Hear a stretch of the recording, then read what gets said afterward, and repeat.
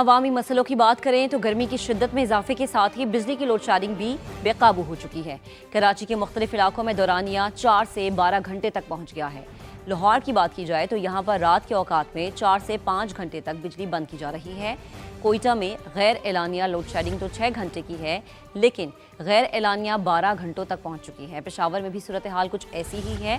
8 से 10 घंटे तक बिजली गायब रहना मामूल बन चुका है। सनती शहर फैसलाबाद का रुख करें तो फैसलाबाद के सनती शहर में 5 घंटे लोड शेडिंग की जा रही है, जबकि हैदराबाद में दौरानिया 12 से 14 घंटे तक पहुंच चुका है। सबसे ज़्यादा बुरा हाल चिल्लास का है, जहां पूरे दिन में सिर्फ 6 घंटे बिजली फराहम की जा रही है। इससे पहले अहम मुलाकात का जिक्र करेंगे। वजीर आजम शहबाज शरीफ की इस्तांबुल में तुर्क सदर रजब तैयब एर्दवान से मुलाकात हुई है। दो तरफा ताल्लुकात और इलाकाई उमूर पर तबादला ख्याल किया गया। महल आमद पर तुर्क सदर ने वजीर आजम शहबाज शरीफ का इस्तकबाल किया है। तो ये तस्वीरी मनाजिर मुलाकात के हम आपको दिखा रहे हैं। अहम मुलाकात है। वजीर आजम मियां मोहम्मद शहबाज शरीफ इस वक्त तुर्की के दौरे पर हैं और इस्तांबुल में तुर्क सदर रजब तैयब एर्दवान से उनकी ये मुलाकात हुई है। दो तरफा ताल्लुकात और इलाकाई उमूर पर तबादला ख्याल किया गया है। आपको अपडेट करें कि महल आमद पर तुर्क सदर ने वजीर आजम मियां मोहम्मद शहबाज शरीफ का इस्तकबाल किया। वजीर आजम शहबाज शरीफ के इस्तांबुल में तुर्की के सदर से मुलाकात हुई है और ये तस्वीरी मनाजिर हम आपको दिखा रहे हैं। दोनों रहनुमाओं ने बाहमी ताल्लुकात और इलाकाई उमूर पर तबादला ख्याल किया है। महल आमद पर तुर्क सदर ने वजीर आजम शहबाज शरीफ का पुरतपाक इस्तकबाल किया। वजीर आजम शहबाज शरीफ की तुर्की में मुलाकात हुई है और आपको अपडेट करें कि तुर्क सदर रजब तैयब एर्दवान से ये अहम मुलाकात हुई है। दो तरफा ताल्लुकात, इलाकाई उमूर और दोनों ममालिक के अहम मामलात पर डिस्कशन हुई है।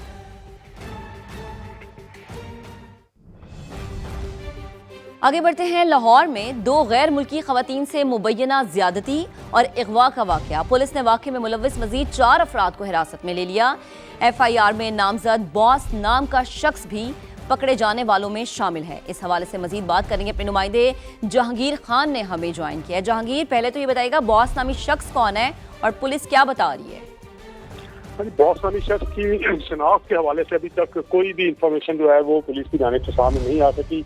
इस वाक़े में मुलव्विस 4 मुल्ज़िमान जिनमें एक नामजद मुल्ज़िम भी शामिल है, इनको पहले गिरफ्तार किया जा चुका है, जबकि पुलिस ने कार्रवाई करते हुए मजीद 4 अफराद को हिरासत में लिया है, जिनमें मुबैना तौर पर FIR में शामिल बॉस नाम का एक किरदार भी शामिल है, लेकिन इसकी शनाख्त क्या है इस हवाले से अभी भी कुछ नहीं बताया जा रहा। पुलिस हुकाम का ये कहना है कि ज़ेर हिरासत अफराद के इस वाक़े में किरदार का तयन अब तफ्तीश मुकम्मल होने के बाद ही किया जाएगा। दोनों खवातीन ने आज अदालत में अपना स्टेटमेंट जो है वो रिकॉर्ड करवा दिया है। स्टेटमेंट जो है वो सामने रखा गया, उसको तफ्तीश का हिस्सा बनाया गया। मेडिकल रिपोर्ट भी पुलिस को मौसूल हो चुकी है और पुलिस का ये कहना है कि अब तक जो मुल्ज़िमान गिरफ्तार और हिरासत में लिए जा चुके हैं उनसे मज़ीद तहकीकात जारी हैं। तहकीकात मुकम्मल होने के बाद इस वाक़े के हवाले से हक़ाइक़ सामने लाए जाएंगे। जी ठीक है जहांगीर, आपका बेहद शुक्रिया।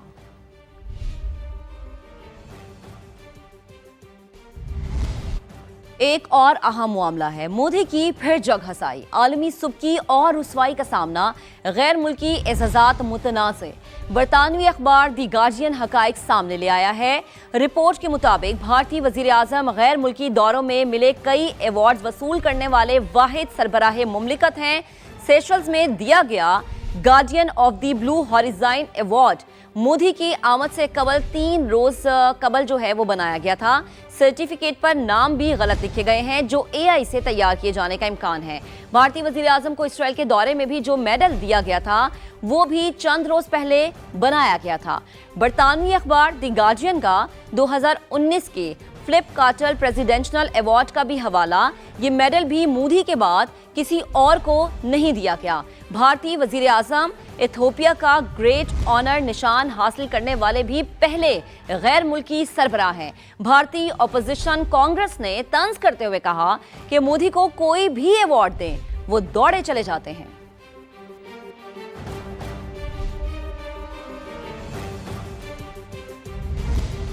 मोदी को मिलने वाले हालिया एजाज़ात की कहानी इंतहाई शर्मनाक है। मोदी भारतीय कौम को शर्मिंदा कर रहे हैं। वज़ीर दिफा ख्वाजा आसिफ का सोशल मीडिया पर बयान, कहा मोदी कौमी सतह पर बाइसे शर्मिंदगी बन चुके हैं। ایوارڈز مودی کی آمد سے چند روز قبل ہی تیار کیے گئے تھے۔ سرٹیفکیٹس سستے AI ماڈل کے ذریعے تیار کیے گئے ہیں۔ سرٹیفکیٹس میں املا کی غلطیاں بھی موجود تھی۔ یہ سستی شہرت حاصل کرنے کی مودی کی بدترین کوشش ہے۔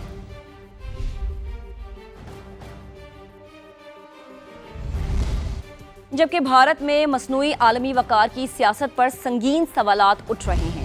بی جے پی نے برسوں ایسے اعزازات کو عالمی پذیرائی کا ثبوت بنا کر پیش کیا۔ وفاقی وزیر اطلاعات و نشریات عطا اللہ تارڑ کا سوشل میڈیا پر بیان، کہا بھارت میں نفرت انگیز پالیسیز کے باوجود عالمی شناخت کا تاثر دیا گیا۔ نریندر مودی کے بیرون ملک دوروں سے چند روز قبل نئے ایوارڈز کا اجرا سوالیہ نشان ہے۔ بعض سرٹیفکیٹ میں بنیادی املا کی غلطیاں بھی سامنے آئی ہیں۔ مودی بعض مواقع پر ایوارڈ حاصل کرنے والا واحد اور پہلا شخص ہی رہا۔ عطا تارڑ نے کہا کہ امیج بلڈنگ کی یہ حکمت عملی خود شرمندگی کا باعث بن رہی ہے۔ نریندر مودی بیرون ملک اعزازی ایوارڈز وصول کر رہے ہیں، جبکہ عام بھارتی عوام اندرونی مسائل سے دوچار ہیں۔ شہید سپریم لیڈر آیت اللہ علی خامنئی کا سفر آخرت، 6 روزہ تعزیتی تقریبات کا آغاز ہو گیا۔ لوگ اپنے رہنما کا آخری دیدار کر رہے ہیں۔ اسپیکر باقر کالیباف نے بھی شہید سپریم لیڈر سے عقیدت مندی کا اظہار کیا۔ شہید سپریم لیڈر کو 9 جولائی کو مشہد میں سپرد خاک کیا جائے گا۔ موجودہ سپریم لیڈر مجتبیٰ خامنئی سیکیورٹی وجوہات کی بنا پر اپنے والد کی تعزیتی تقریب میں شریک نہیں ہوں گے۔ ایران کے شہید سپریم لیڈر آیت اللہ خامنئی کا سفر آخرت، جسد خاکی آخری دیدار کے لیے امام خمینی حسینیہ سینٹر میں موجود ہے۔ تعزیتی تقریبات کا آج سے باضابطہ طور پر آغاز ہو گیا۔ تہران کے امام خمینی سینٹر کے باہر لوگوں کی بڑی تعداد موجود ہے اور اپنے رہبر اعلیٰ کا آخری دیدار کر رہے ہیں۔ عوام نے آیت اللہ خامنئی کی تصاویر اٹھا رکھی ہیں۔ ہر کوئی غم سے نڈھال ہے، اپنے شہید سپریم لیڈر کو خراج عقیدت پیش کر رہے ہیں۔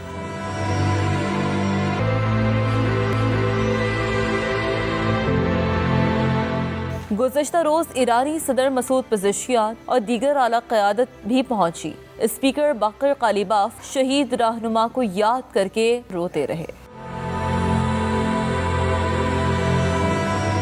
6 جولائی کو تہران کی سڑکوں پر سید علی خامنئی کے جنازے کا مرکزی جلوس برآمد ہوگا۔ 7 جولائی کو جسد خاکی تہران سے مقدس شہر قم منتقل کیا جائے گا۔ عراق کے شہر نجف اور کربلا میں تعزیتی تقاریب 8 جولائی کو ہوں گی۔ 9 جولائی کو آیت اللہ سید علی خامنئی کا جسد خاکی واپس ایران لایا جائے گا اور اسی دن انہیں آبائی شہر مشہد میں سپرد خاک کیا جائے گا۔ شہید رہبر اعلیٰ کے بیٹے سپریم لیڈر مجتبیٰ خامنئی سیکیورٹی وجوہات کی بنا پر تعزیتی تقاریب میں شریک نہیں ہوں گے۔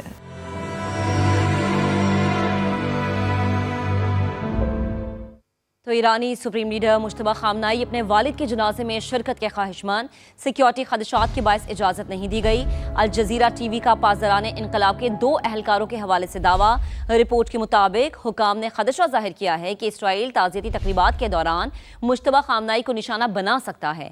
سپریم لیڈر کی نقل و حرکت کے ذریعے ان کے خفیہ مقام کا سراغ بھی لگایا جا سکتا ہے۔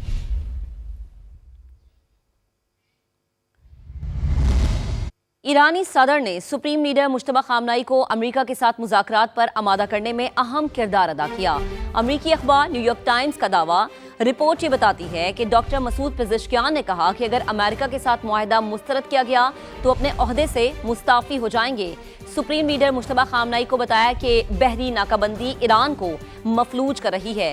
گورنر ایرانی مرکزی بینک نے بھی خبردار کیا کہ اگر محاصرہ جاری رہا تو اگست کے آخر تک خوراک اور ادویات ختم ہو جائیں گی۔ مجتبیٰ خامنئی نے کہا کہ اگر سپریم نیشنل سیکیورٹی کونسل نے معاہدے کی حمایت کی تو وہ اسے قبول کریں گے۔ ایرانی سپریم نیشنل سیکیورٹی کونسل نے بھاری اکثریت سے اس منصوبے کی منظوری دی۔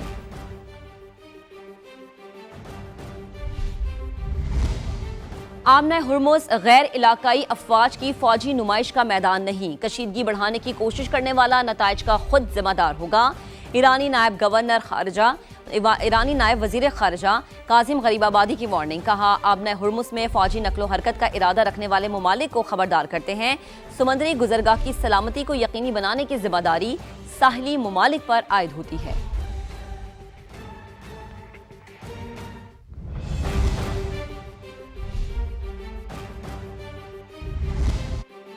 आगे बढ़ते हैं। एमक्यूएम पाकिस्तान ने वफाकी हुकूमत से अलहदा होने का इंदिया दे दिया है। फारूक सत्तार बोले कि हमारे सब्र का पैमाना लबरेज होने से पहले वजीर आजम कराची आए, मुतालबात ना माने गए तो अपोजिशन बेंच में बैठने का हक महफूज रखते हैं। किसी भी दिन स्पीकर को लेटर दे सकते हैं। सिंध की गवर्नरशिप हमें वापस की जाए।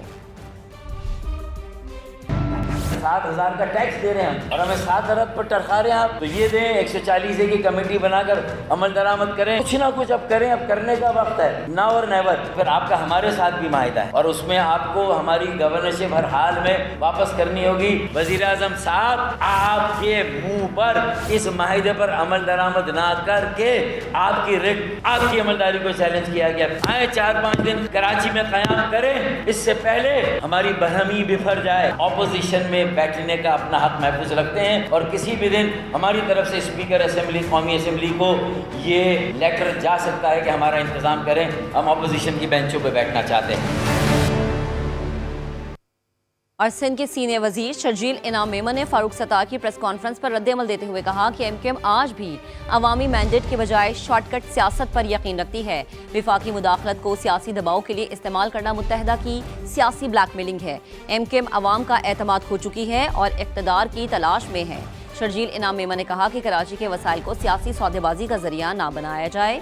सिंध के मामलात विफाक के हाथ देने की बात आईनी ढांचे की खिलाफ वर्जी है। फारूक सत्तार अपनी नाकामियों का इल्जाम सिंध हुकूमत पर ना डालें। एमक्यूएम विफाकी हुकूमत का हिस्सा होते हुए अपने वादे पूरे क्यों ना करा सकी।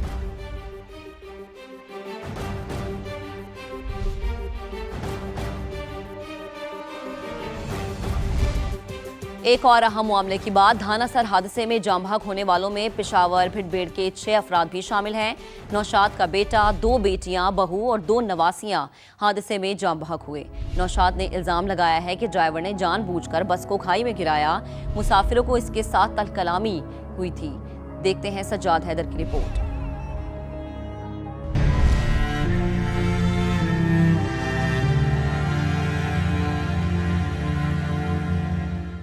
पेशावर के नवाई इलाका बड़बेर में 68 साल के नौशाद के घर से निकले 6 जनाजे, जिससे हुई इलाके की फिजा सोगवार। ये जनाजे थे कोयटा से पेशावर आने वाली बस हादसे में जाँ बहक अफराद के, जिसमें बुजुर्ग नौशाद का बेटा, 2 बेटियां, बहू और 2 नवासियां शामिल हैं।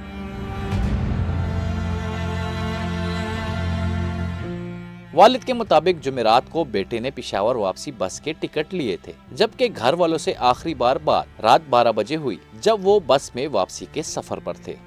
जब रात गुजर गई 4 बजे, उसके साथ और सवारियों ने तलखी किया, उस पर गड़बड़ हो गई। उसके साथ उन्होंने कस्तन गाड़ी को नीचे पहाड़ी से गिराया कि हमें आप अभी पहुंचा दूंगा। वज़ीर आला खैबर पख्तूनख्वा ने मुसाफिर बस हादसे में जाँ बहक के लवाहिकीन को 20 लाख रुपए, जबकि जख्मी को 10 लाख रुपए माली इमदाद देने के अहकाम जारी कर दिए। कैमरामैन असद अली के साथ सज्जाद हैदर, समा, पेशावर। अवामी मसलों की बात करें तो गर्मी की शिद्दत में इजाफे के साथ ही बिजली की लोड शेडिंग भी बेकाबू हो चुकी है। कराची के मुख्तलिफ इलाकों में दौरानिया 4 से 12 घंटे तक पहुँच गया है। लाहौर की बात की जाए तो यहाँ पर रात के औकात में 4 से 5 घंटे तक बिजली बंद की जा रही है। कोयटा में गैर एलानिया लोड शेडिंग तो 6 घंटे की है, लेकिन गैर एलानिया 12 घंटों तक पहुंच चुकी है। पेशावर में भी सूरत हाल कुछ ऐसी ही है। 8 से 10 घंटे तक बिजली गायब रहना मामूल बन चुका है। सनती शहर फैसलाबाद का रुख करें तो फैसलाबाद के सनती शहर में 5 घंटे लोड शेडिंग की जा रही है, जबकि हैदराबाद में दौरानिया 12 से 14 घंटे तक पहुँच चुका है। सबसे ज़्यादा बुरा हाल चिल्लास का है, जहाँ पूरे दिन में सिर्फ 6 घंटे बिजली फराहम की जा रही है।